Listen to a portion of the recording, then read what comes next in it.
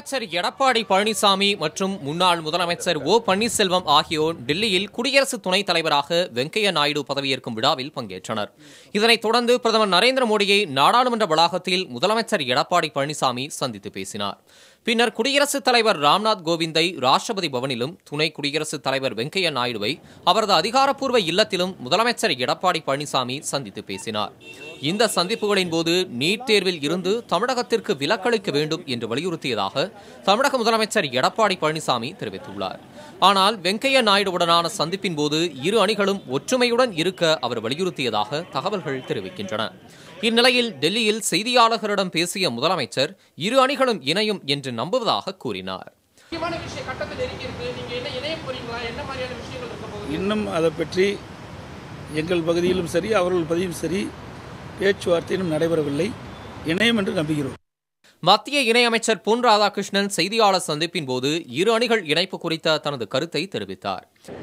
இந்நாள் முதல்வரும் முன்னாள் முதல்வரும் ரெண்டு பேருமே இந்த நிகழ்ச்சியில் கலந்துக்கிட்டாங்க. ஒரு மகிழ்ச்சியை தரக்கூடிய ஒரு விஷயம். இரண்டு பிரிவுகளும் சேர்ந்தவர்கள் ஒன்று சேர்ந்தார்கள் என்று சொன்னால் அது அவர்களுக்கு நல்லது. அதிமுகவில் பிளவே இல்லை என்று அதிமுக எம்பியும் மக்களவை துணை சபாநாயகருமான தம்பிதுரை கூறியுள்ளார். கமிஷன் தான் முடிவு சொல்லணும். கட்சி பிளவுபட்டு சொல்றதுக்கு தம்பிதுரையோ இல்லை வேணுகோபாலோ நீங்களோ சொல்றதுக்கு எங்களுக்கு அதிகாரம் கிடையாது. அது சொல்ல வேண்டியது எலெக்ஷன் கமிஷன், எல்லாமே கோர்ட்டு.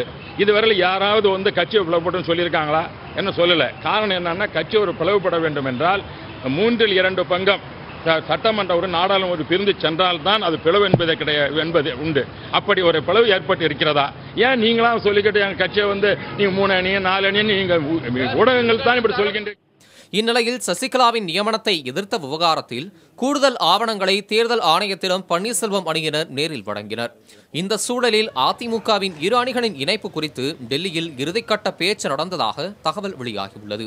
முதல்வராக எடப்பாடி பழனிசாமியும் துணை முதல்வராக ஓ பன்னீர்செல்வமும் இருக்க முடிவு செய்யப்பட்டதாகவும் ஓபிஎஸ் அணிக்கு 2 அமைச்சர் பதவிகளை வழங்க ஒப்புக்கொள்ளப்பட்டதாகவும் கூறப்படுகிறது. புதிய தலைமுறைக்காக டெல்லியில் இருந்து செய்தியாளர்கள் நிரஞ்சன், ஹனிகுமார் மற்றும் கணபதி.